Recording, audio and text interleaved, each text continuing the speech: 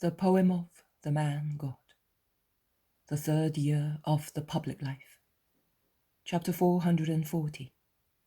Judas of Kerioth with the Blessed Virgin at Nazareth. 23rd of May, 1946. Dawn is breaking, and the eastern sky is just beginning to redden, when Judas of Kerioth knocks at the door of the little house in Nazareth. On the road there are only peasants, or rather small landowners of Nazareth, who are going to their vineyards or olive groves with their working tools, and are greatly surprised at seeing the man knock at Mary's door so early in the morning. They speak in low voices to one another. "He is a disciple," says one, replying to the remarks of another. "He's certainly looking for Jesus of Joseph." "It's no use. He went away yesterday evening. I saw him myself. I will tell him," says another man. "Never mind. It's Judas of Kerioth. I don't like him. Perhaps we are guilty of much wrongdoing with regard to Jesus, and we are making a mistake. But that man over there, did much harm to us here last year. We might have been converted. But he..." "What? How do you know?" "I was present one evening in the house of the head of the synagogue, and I foolishly believed everything at once. Now, that's enough. I think I have sinned, and..." "Perhaps he also realizes that he had sinned, and..." They move away, and I can hear nothing else. Judas knocks once again at the little door, to which he has been clinging, his face pressed against the wood, as if he wished to avoid being seen and recognized. But the little door remains closed. Judas makes a gesture of disappointment, and he goes away along a path, skirting the kitchen garden, and he goes to the rear of the house. He casts a glance over the hedge of the quiet garden. Only the doves animate it. Judas considers what to do. He talks to himself.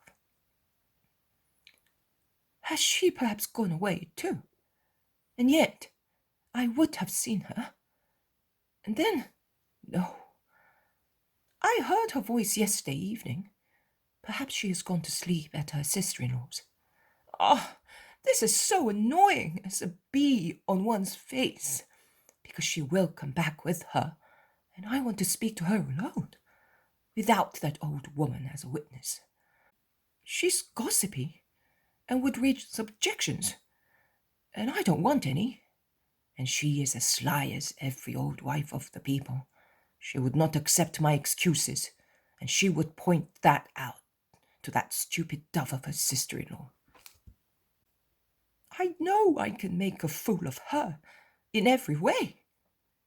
She's as dull as ditch water, and I must put right what happened at Tiberias, because if she speaks... I wonder whether she has mentioned it or has kept quiet. If she has spoken, it is more difficult to put matters right. But she will not have spoken. She confuses virtue with foolishness, like mother, like son. And the others are busy while they are fast asleep. In any case, they are right. Why leave them aside if they seem to be wanting? But what do they want after all?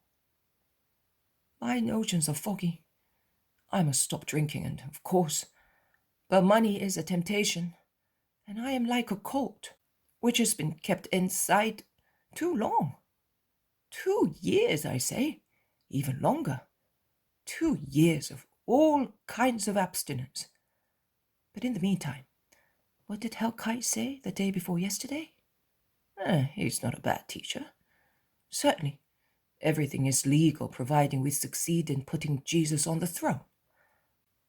But if he does not want that, but he must certainly consider that if we do not triumph, we will all end up like the followers of Judas or Judas the Galilean.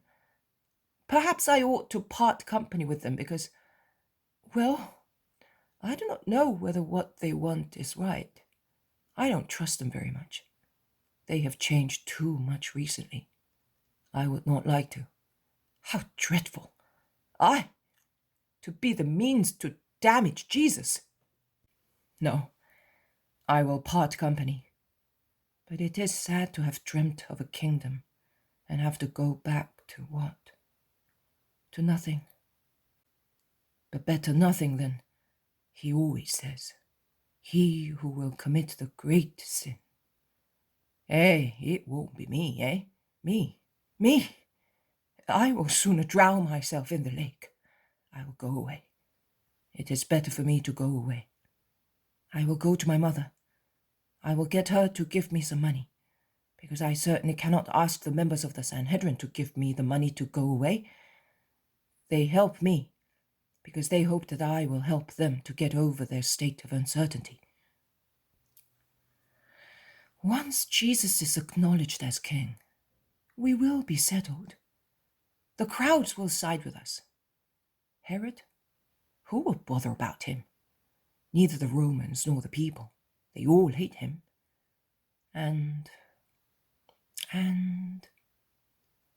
But Jesus is quite capable of renouncing the throne as soon as he is proclaimed king. Oh, well, when Eleazar ben Annas assures me that his father is ready to crown him king, afterwards he cannot remove his sacred character.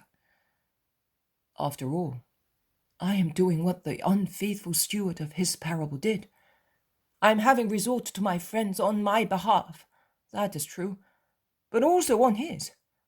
So I am making unfair means serve as, well, no.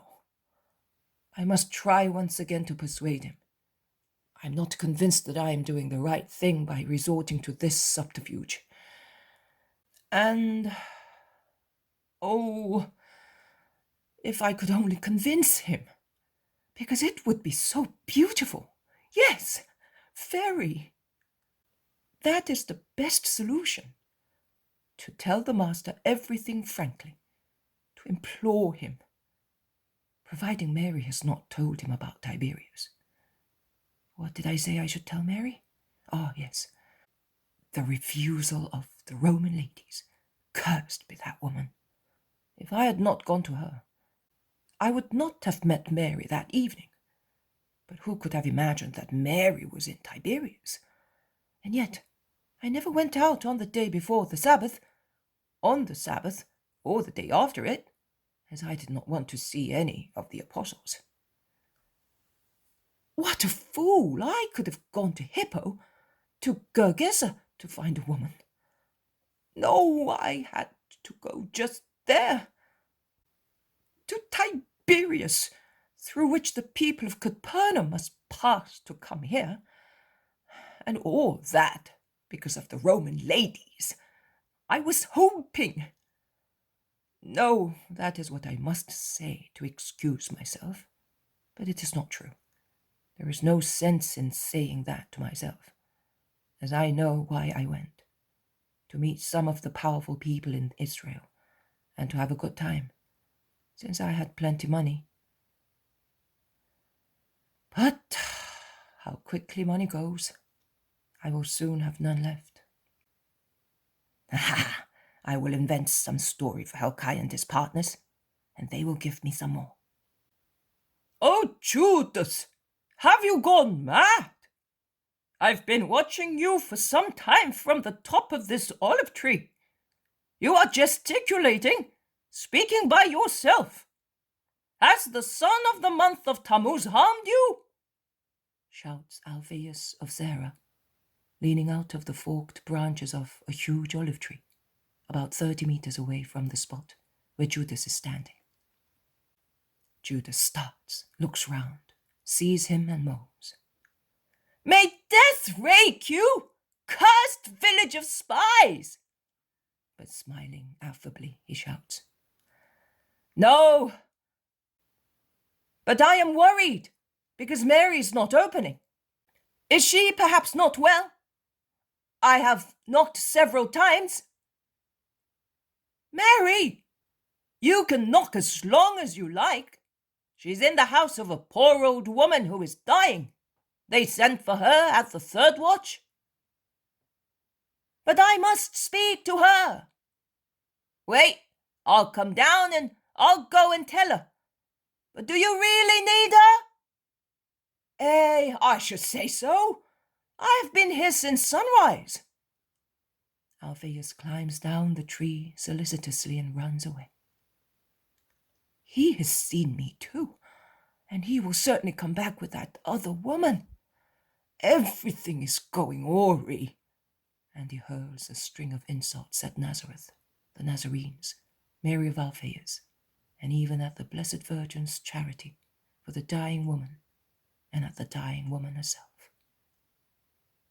He has not yet finished when the door, which from the dining room leads into the kitchen garden, is opened, and Mary appears, looking very pale and sad. "Judas, Mary," they say simultaneously. "I will now open the door to you. Alpheus said to me only, 'Go home. There is someone wanting you.' And I ran here, also because the old woman no longer needs me. She has finished suffering because of a bad son."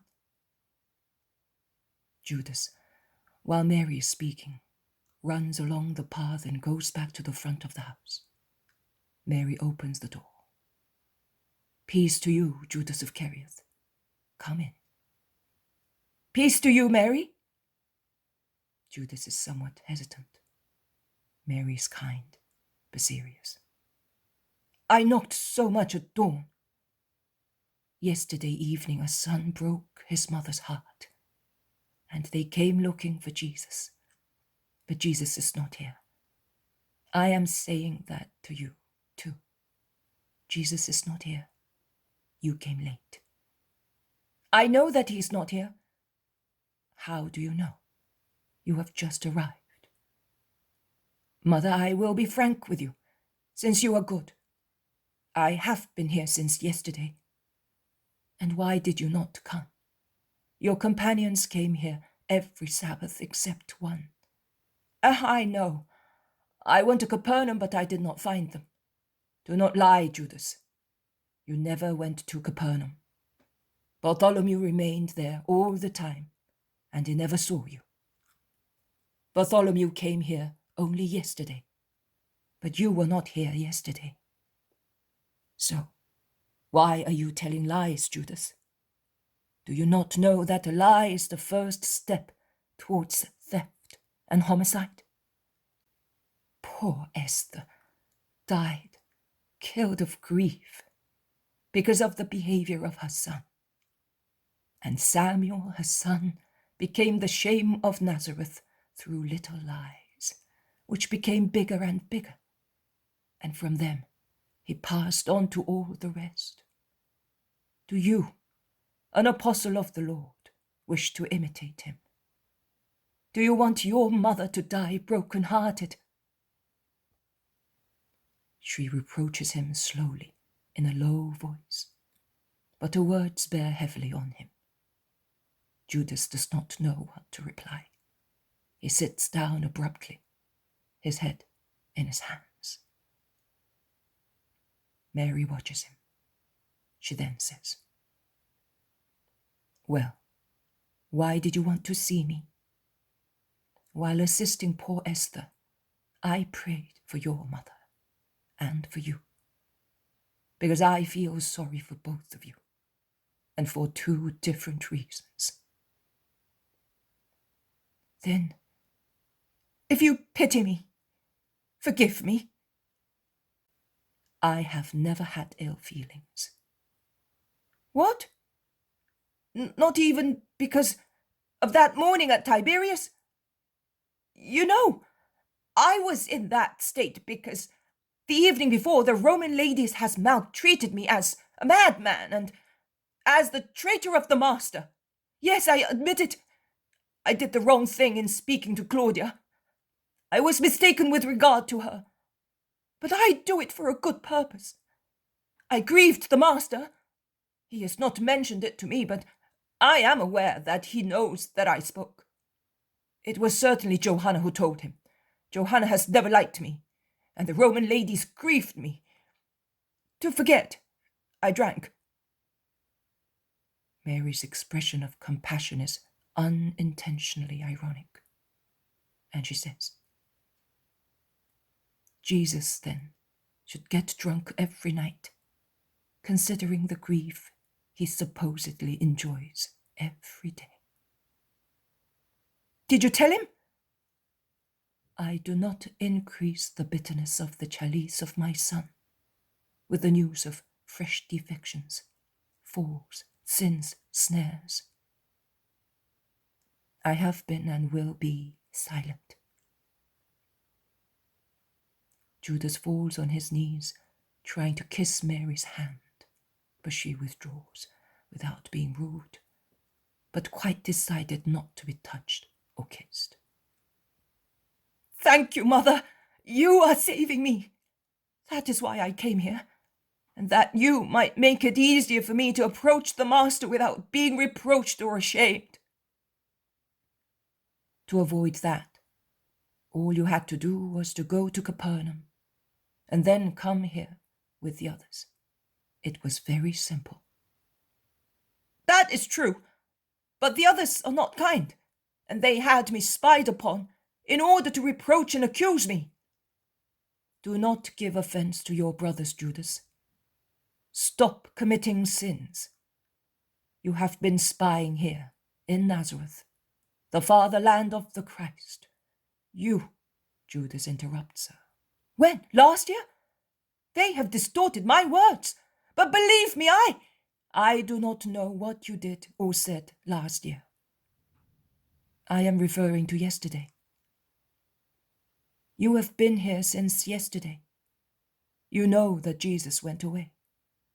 So you have been investigating, but not in the friendly houses of Asa, Ishmael, Alpheus, or of the brothers of Judas and James, or of Mary of Alpheus, or of any of the few people here who love Jesus. Because if you had done so, they would have come and told me." Esther's house became crowded with women at dawn when she died, but none of them had heard of you. They are the best among the women of Nazareth, those who love me and love Jesus, and they strive to practice his doctrine, notwithstanding the hostility of their husbands, fathers, and children. So you made inquiries among those who are enemies of my Jesus. What do you call that? I do not want to know. I tell you this only. Many swords will be plunged into my heart, which will be pierced over and over again, merciless, by the men who grieve my Jesus and hate him. And one of the swords will be yours, and it will never be withdrawn. Because the memory of you, Judas, who do not want to be saved, who are ruining yourself, who are frightening me, not because I am afraid for myself, but for your soul. The memory of you will never be forgotten by my heart. Just Simeon pierced my soul with one sword, while I was carrying my baby, my holy little lamb, against my heart. You are the other sword. The point of your sword is already torturing my heart. But you are not yet satisfied with distressing a poor woman thus. And you are waiting to thrust your sword, like an executioner, right through the heart which has given you nothing but love. But it is foolish of me to expect pity from you, who have none for your own mother. On the contrary, now I tell you, with one blow you will transfix me and her, O wretched son, whom the prayers of two mothers cannot save. Mary weeps while speaking, but her tears do not fall on Judas's dark-haired head, because he has remained where he fell on his knees apart from Mary. the holy tears are absorbed by the brick floor. And the scene reminds me of Aglae, on whom, instead, Mary's tears fell, because she was pressing against Mary in sincere desire of redemption. Can you not find one word, Judas? Can you not find within yourself the strength for a good purpose? Oh, Judas, Judas, tell me, are you satisfied with your way of living? Examine yourself, Judas. First of all, be humble and sincere with yourself, and then with God, so that you may go to him after removing your burden of stones from your heart, and say to him, here I am. For your sake I got rid of these stones. I haven't the courage to confess to Jesus. You have not the humility to do it. That is true. Help me. Go to Capernaum and wait for him, humbly. But you could. I can but tell you to do what my son always does, to have mercy. I do not teach Jesus, but it is Jesus who teaches me, his disciple. You were his mother, and that concerns my heart. But by right, he is my master, exactly the same as he is for all the other women disciples. You are perfect. He is the most perfect one. Judas is silent and pensive. He then asks, where has the master gone? To Bethlehem in Galilee. And then? I do not know. Is he coming back here? Yes, he is. When? I do not know. You do not want to tell me. I cannot tell you what I do not know. You have followed him for 2 years.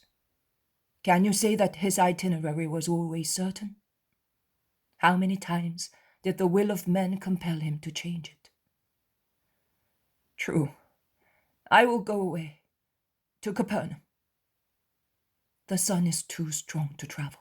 Stay here. You are a pilgrim like all the others. And he said that the women disciples are to take care of them. My presence is unpleasant to you. The fact that you do not want to be cured is grievous to me. Only that. Take off your mantle. Where did you sleep? I did not sleep. I waited until dawn as I wanted to see you all alone.